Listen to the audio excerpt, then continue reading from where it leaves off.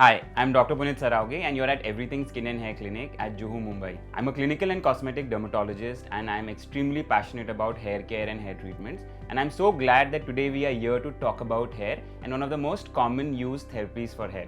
Well, let's start with androgenetic alopecia, commonly known as AGA. To understand androgenetic alopecia, you should know that every hair on your head has a growth cycle.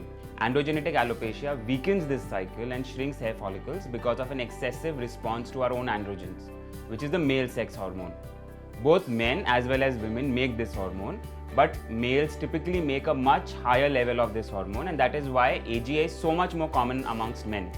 What happens to your hair growth cycle is that the duration of the anagen phase or the growth phase decreases with each cycle, and you see shorter and thinner strands of hair. Maintaining a healthy and stress-free lifestyle along with nutritious meals are very important for optimal hair care. There are multiple treatment options available for the treatment of androgenetic alopecia. One of the treatment options is topical minoxidil, which is applied to the scalp. Minoxidil is a vasodilator that dilates your blood vessels to increase the blood flow to the follicles. This works in three ways. Firstly, it reverses the miniaturization of follicles, causing vellus hair to shed, and this is replaced with terminal hair follicles, which typically grow normal hair. Secondly, it also extends the anagen or growth phase of your hair. And lastly, it stimulates follicles from the resting telogen phase back into the growth phase. I often see that people have a few misconceptions about minoxidil when I refer to this treatment. Firstly, they believe that minoxidil works only for men. Well, that's absolutely not true. It can be used to treat AGA effectively in men as well as women. Second misconception is that people believe that minoxidil does not work simply because hair loss is not reversible.